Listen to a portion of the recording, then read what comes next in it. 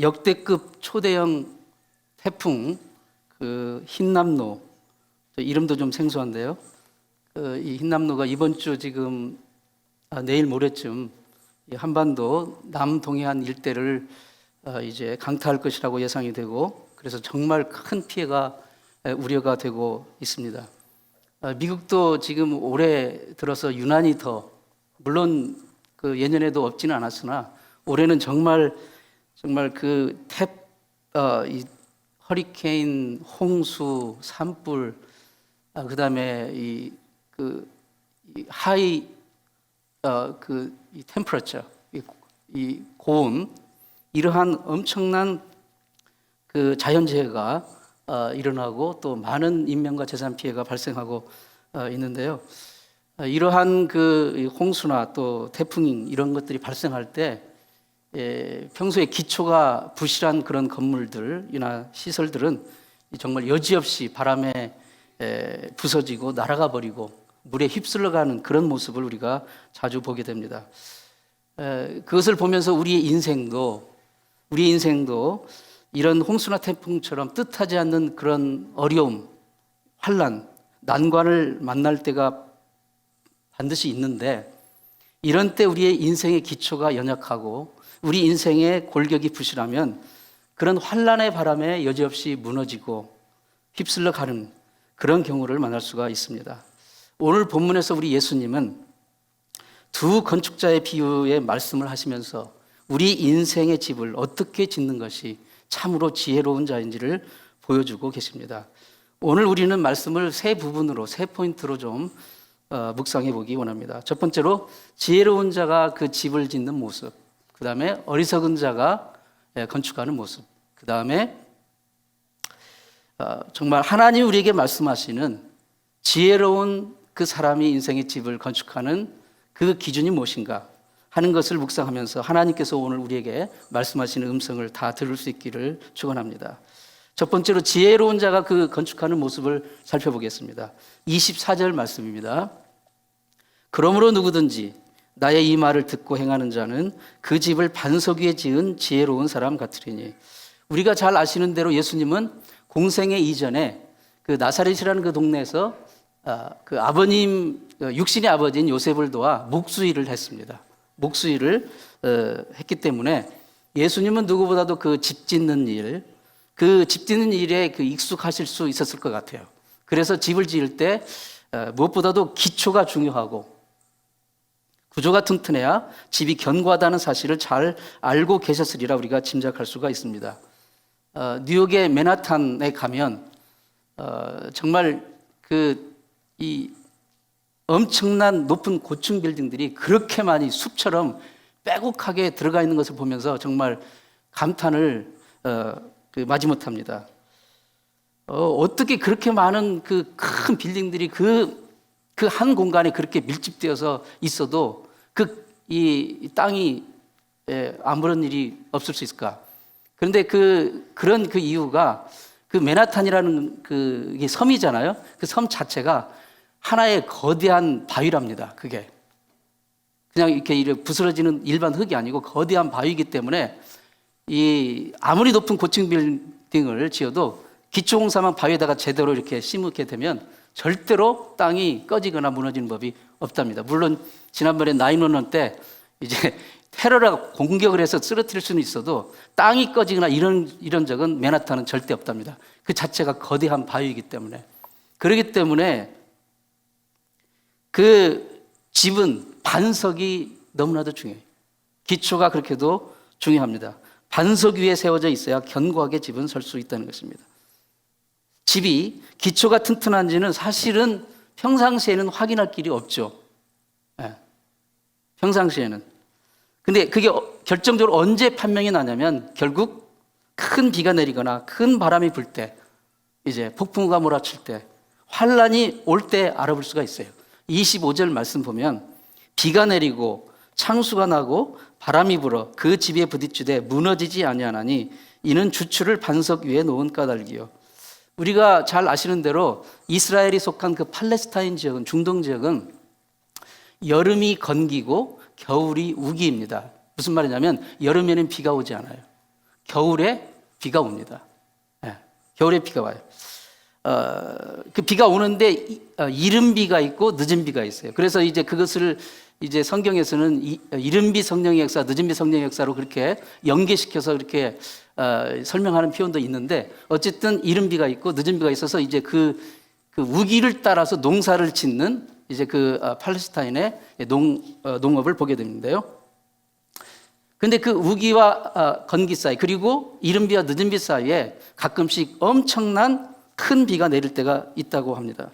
큰 비가 내릴 때는 단시간에 집중호우가 내리기 때문에 요즘에 보면 정말 이상기온으로 엄청 상상할 수 없는 그런 100년 만에 그런 큰 비가 온 그런 경우도 많이 있다고 하잖아요, 요즘에는요.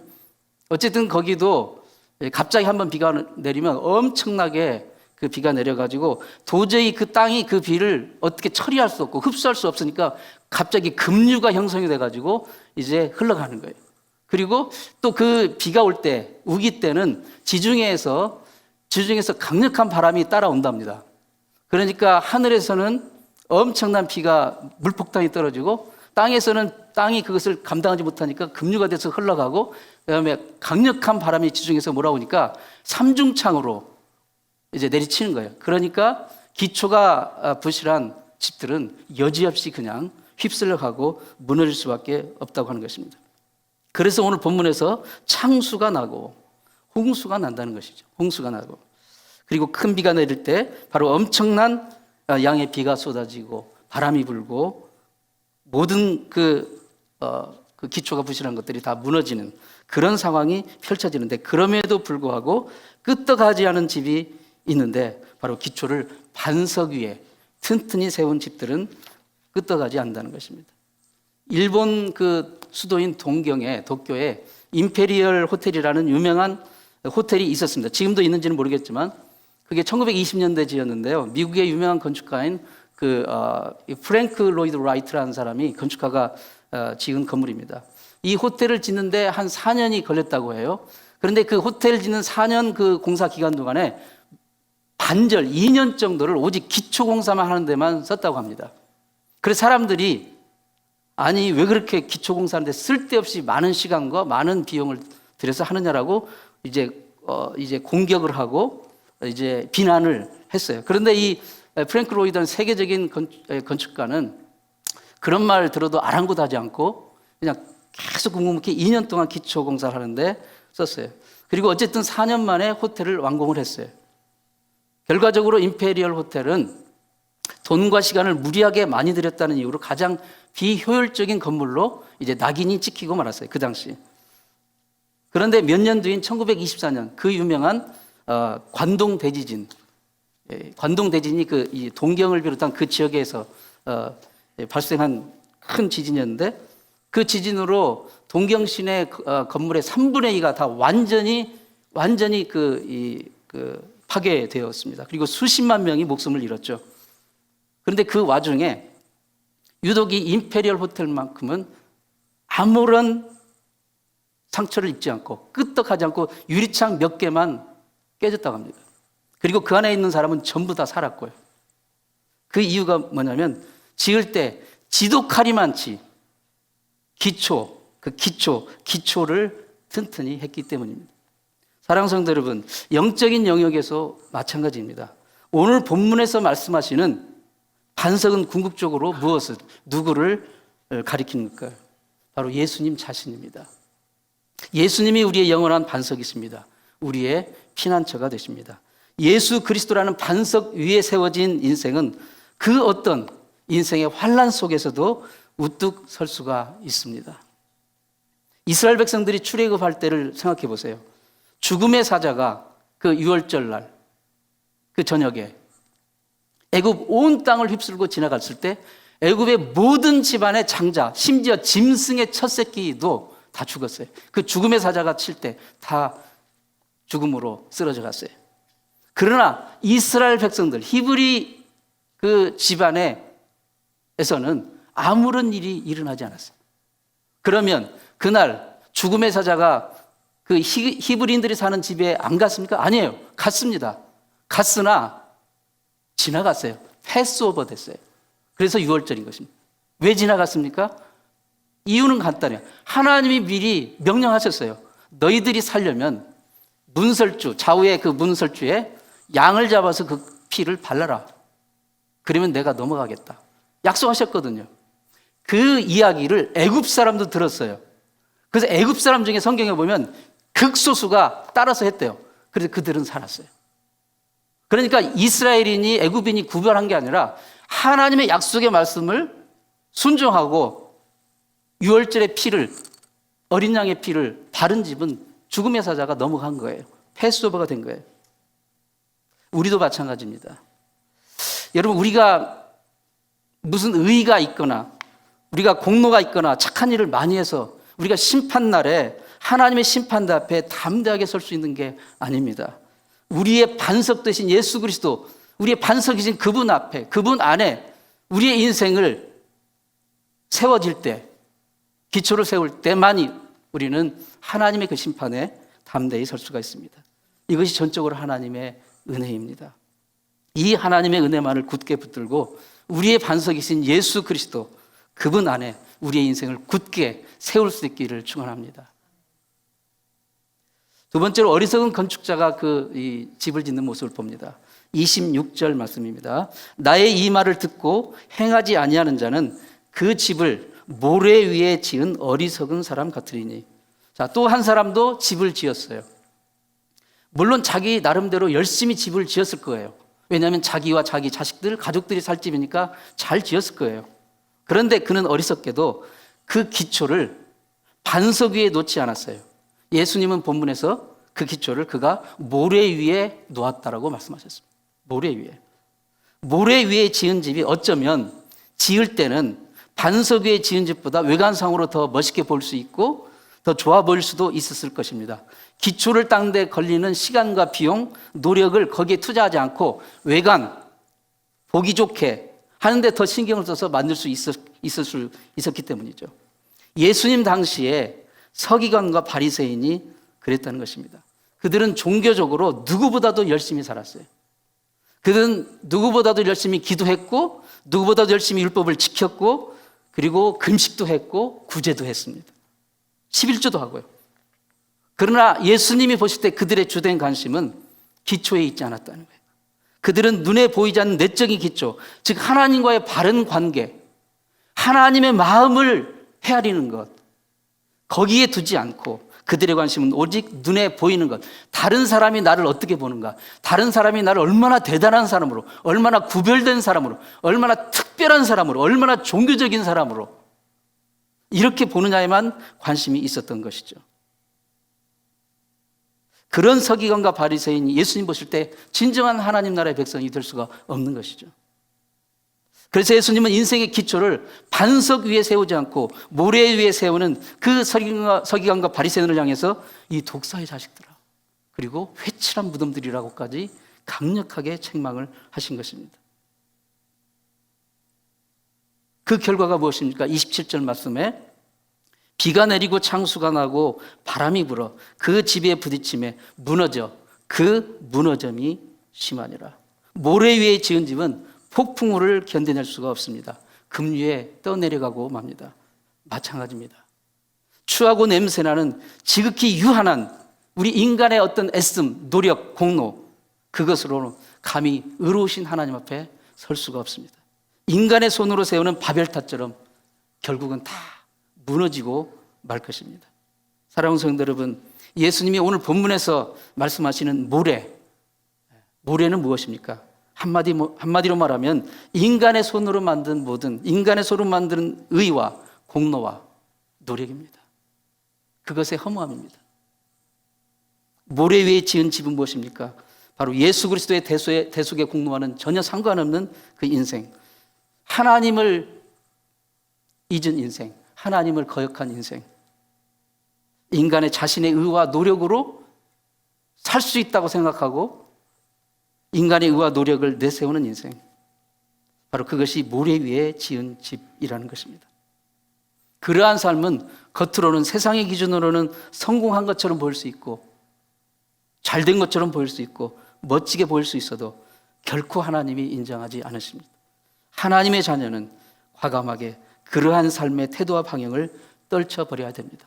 오늘 본문이 속한 이 마태복음 7장은 예수님의 그 산상수훈, 예수님의 천국 백성들은 어떻게 살아야 될지 하는 그 천국의 백성의, 하나님의 백성의 삶의 모습에 그 지침을 주는 그 거대한 설교 가운데 있는 한 구절이 있는데, 바로 그러한 자가 모래 위에 세우는 그 인생의 집, 그러한 그 인생의 길을 벗어나서 예수 그리스도 반석 위에 세우는 인생의 집으로 돌아오라는 예수님의 초청의 명령입니다. 어떤 젊은이가 예수를 믿고 하나님께 인생을 헌신하기로 결심을 했습니다. 우리가 세례를 받을 때 우리는 인생을 하나님께 헌신하기로 이제 결단을 합니다. 고백을 합니다. 그런데 이 청년이 아무리 떨쳐버리려고 해도 세상에 대한 미련이 그를 붙잡고 놓아주지를 않는다고 느끼는 거예요. 그 문제로 고심하다가 이제 한 수도원 원장님을 찾아갔어요. 원장님, 제가 예수를 믿고 하나님께 헌신하기 원하는데 왜 그렇게 세상이 나를 안 놓아주는지 모르겠어요. 세상에 대한 미련이 저를 놓아주질 않아요. 어떻게 하면 좋겠습니까? 그러자 그 말을 듣고 있던 이 수도원 원장님이 그를 데리고 수도원 뒤뜰로 갔어요. 뒤뜰에 가보니까 아름드리 커다란 나무가 있어요. 근데 이 수도원 원장님이 그 나무를 자기 양팔로 꽉 끌어안았습니다. 그리고 몇 번 뒤척이더니 이렇게 말합니다. 여보게 젊은이, 내가 이 나무를 안았는데 이 나무가 나를 붙잡고서 놔주질 않는 건, 나를 좀 도와주게, 이 나무에서 나를 좀 떼어내주게. 그러자 이 청년이 정말 희한한 광경을 보고 영문도 모른 채 가만히 서 있었어요. 그러자 이 수도원 원장은 더 다급한 소리로, 아니 뭐 하는가, 지금 이 나무가 나를 붙잡고 놔주지 않는데 빨리 좀 나를 떼어주게, 도와주게. 그래서 이 청년은 마지못해서 그 원장 몸을 잡고 떼어내려고 애를 썼습니다. 그런데 이 원장은 그럴수록 더 나무를 꽉 붙들고 끌어안는 거예요. 급기야 청년은 원장님에게 역정을 내면서 이렇게 말했습니다. 원장님, 그 손을 놓고 그 팔을 좀 풀으세요. 나무가 지금 원장님을 붙들고 있는 게 아니라 원장님이 지금 나무를 붙들고 있지 않습니까? 그제서야 원장은 손을 풀고 팔을 풀었습니다. 그리고 이렇게 말했습니다. 젊은이, 지금 자네의 문제가 무엇인지 깨달았는가? 세상이 자네를 붙들고 있는 게 아니고 자네가 지금 세상을 붙들고 있는 것이라네. 자네가 세상을 붙들고 있는 그 손을 놓아야만 진정으로 예수 안에 있는 자유를 얻을 수 있다네. 사랑하는 성도 여러분, 인간의 노력과 공로와 의도 마찬가지입니다. 아무리 붙들고 있어봤자 결국은 빈손이 되는 것, 그것이 인간의 공로와 노력입니다. 하나님이 인정해 주지 않습니다. 세상을 의지하며 세상에 대한 미련을 붙들고 있는 손을 놓을 수 있기를 바랍니다. 그리고 영원한 반석에 피안처이신 예수 그리스도, 그분께 우리의 손을 내밀 수 있기 바랍니다. 우리의 소망이신 예수님께서 우리의 손 붙들고 정말 우리의 삶을 굳건하게 지켜주실 것입니다. 이 은혜가 우리에게 있기를 소원합니다. 그러면 이 참 지혜자의 삶의 기준이 무엇일까요? 예수님은 우리에게 참 지혜로운 자로 살아가기를 원하십니다. 그런데 그 지혜로운 삶과 어리석은 삶의 기준이 무엇입니까? 어떤 것이 지혜로운 삶입니까? 본문 24절에 다시 봅니다. 그러므로 누구든지 나의 이 말을 듣고 행하는 자는, 나의 이 말을 듣고 행하는 자는 지혜로운 사람 같으리니. 반면에 어리석은 사람은 누구입니까? 26절 말씀에 나의 이 말을 듣고 행하지 아니하는 자는 어리석은 사람 같으니. 너무나도 심플하죠. 예. 지혜로운 자나 어리석은 자나 똑같이 예수의 말씀을 들었어요. 하나님 말씀을 받았습니다. 그러나 그 차이가 무엇입니까? 지혜로운 자는 말씀을 듣고 행했다는 거예요. 순종했다는 것입니다. 말씀을 삶 속에서 살아냈다는 것입니다. 그러나 어리석은 자는 말씀을 그도 듣긴 들었어요. 그러나 그는 말씀을 순종하지 않았습니다. 행하지 않았습니다. 삶 가운데 살지 않았어요. 하나님의 말씀에 대한 실천과 순종, 그 여부가 지혜로운 인생과 어리석은 인생을 구분하는 기준이 되는 것입니다. 우리의 삶을 반석 위에 내리는 것, 그것은 다른 말로 말하면 하나님의 말씀, 그 말씀을 듣고 깨닫고 믿은 말씀을 우리 삶 가운데 살아내는 것. 순종하는 것, 바로 그것이 반석 위에 우리의 삶을 세우는 것이라 하는 것입니다. 어느 동네 골목가게 주인이 그 동네에 이제 교회가 있는데 교회 새로 오신 목사님 얘기를 듣고 이제 오는 손님들에게 새로 오신 목사님 설교가 너무 좋다고 그렇게 이제 칭찬을 하는 거예요. 손님마다에게 이 가게 주인이. 그런데 하루는 어떤 손님이 그 주인에게 물었습니다. 지난주 목사님 설교는 어땠습니까? 이렇게 물었어요. 그러자 이 가게 주인이 실은 제가 하도 바빠서 한 번도 교회 가서 설교를 직접 들어본 적이 없습니다. 이렇게 말하는 거예요. 그런데 한 번도 가서 직접 들어보지도 않았는데 어떻게 그 목사님 설교를 잘하는지 압니까? 그러자 이 가게 주인이 웃으면서 이렇게 말했습니다. 그 교회 교인들이 그 목사님이 새로 오신 뒤부터 외상값을 제대로 갚더란 말이에요. 그걸 보고 목사님이 설교를 잘하시는구나 제가 알았습니다. 사랑하는 성도 여러분, 우리가 말씀을 듣고 실천하여 삶의 변화가 보이기 시작하면 말하지 않더라도 우리 주변에 심지어 믿지 않는 사람도 우리의 변화를 알아보게 됩니다. 참다운 하나님의 자녀, 참다운 천국 백성, 참다운 지혜로운 성도가 되는 것은 우리가 말씀을 얼마나 많이 듣는 것도 중요하지만 그 들은 하나님의 말씀 그리고 듣고 믿은 하나님의 말씀을 우리가 얼마나 삶에서 순종하고 행하고 실천해 나가느냐 거기에 달려있다는 것입니다. 그래서 야고보 사도는 야고보서 2장 14절에서 우리가 말씀을 듣고 믿은 바를 실제 순종하여 행하는 것이 얼마나 중요한 것인지를 이런 식으로 설명합니다. 내 형제들아 만일 사람이 믿음이 있노라 하고 행함이 없으면 무슨 유익이 있으리요? 그 믿음이 능히 자기를 구원하겠느냐? 이와 같이 행함이 없는 믿음은 그 자체가 죽은 것이야. 상당히 극단적인 표현을 쓰고 있는데 어쨌든 우리가 하나님 말씀을 들었으되 또 머리로 믿었으되 그것을 삶 가운데 말씀을 살지 않으면 행하여 순종하지 않는다면 우리의 믿음이 살아있는 것이라고 어떻게 입증할 수 있겠느냐는 것이죠. 어느 신학교에서 시험 공부는 전혀 하지 않고 시험에서 좋은 점수 받게 해달라고 기도만 하는 신학생이 있었대요. 교수가 야, 너 기도만 하지 말고 좀 공부도 좀 해라.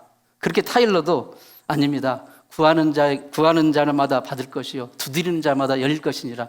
저는 이 말씀을 믿습니다 하고 도서관보다는 기도실에 더 앉아 있는 거예요. 드디어 시험날이 됐습니다. 시험을 봤는데 공부를 안 했으니까 문제의 답을 알 수가 없죠. 그래서 그 답안지에 이렇게 썼어요. 하나님은 다 아십니다.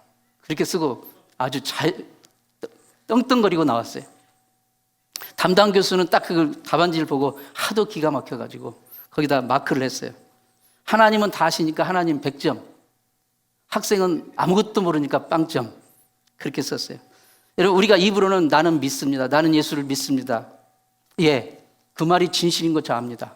그러나 나는 믿습니다. 나는 예수를 믿습니다. 나는 하나님 말씀을 들었습니다. 하나님 말씀을 믿습니다. 라고 하면서 실제 삶에서 가게 외상값조차 제대로 갚지 않는다면 우리 삶 가운데 하나님 말씀이 이루어지고 있는 것이 우리 삶 가운데 보이지 않는다면 나타나지 않는다면 어떻게 그 삶이 반석 위에 세워진 인생이라고 할 수가 있겠습니까? 사랑하는 성도 여러분, 우리는 내일을 모릅니다. 내일 어떤 일이 일어날지, 아니 오늘 저녁에 어떤 일이 일어날지 우리는 아무도 모릅니다. 본문은 말씀합니다. 이 땅을 사는 동안에 우리는 다 환난과 풍파를 만납니다. 어리석은 자에게도 지혜로운 자에게도 모두 환난이 옵니다. 그러나 누가 견뎌냅니까? 반석 위에 세운 자만 견뎌낼 수 있는 거예요. 반석 위, 여러분, 그게 지혜로운 자입니다. 우리는 예수라는 견고한 흔들림 없는 반석 위에 인생을 세워나가는 그런 정말 지혜로운 그런 사람이 되시기를 축원합니다. 우리의 소망 되신 예수님 말을 힘있게 의지하십시오. 이 모든 것들이 정말 하나님의 은혜라는 것을 잊지 마시고 우리의 삶을 지켜주시고 구원하시고 책임져 주시고 보호하시고 인도하시는 그 하나님의 놀라운 은총, 우리의 믿음이, 우리의 삶이 예수 그리스도라는 영원한 반석에 굳건히 세워지는, 그래서 정말 하나님이 주시는 놀라운 은혜와 복이 여러분 삶 가운데 넘쳐나는 그런 지혜로운 자의 삶을 살아가시는 한 주간 되시기를 진심으로 축원합니다. 기도하겠습니다. 하나님 아버지, 우리가 아무리 힘쓰고 애써 지어도 예수 그리스도의 반석 위에 세우지 않으면 결국 인생의 풍랑을 만났을 때 다 허무하게 무너지는 모래 위에 세운 집이 되고 맙니다. 주님, 영원한 반석 되신 예수 그리스도 위에 견고히 세워나가는 복되고 튼튼한 그런 인생을 건축하는 다 지혜자가 되게 도와주시옵소서. 예수님의 이름으로 기도드리옵나이다.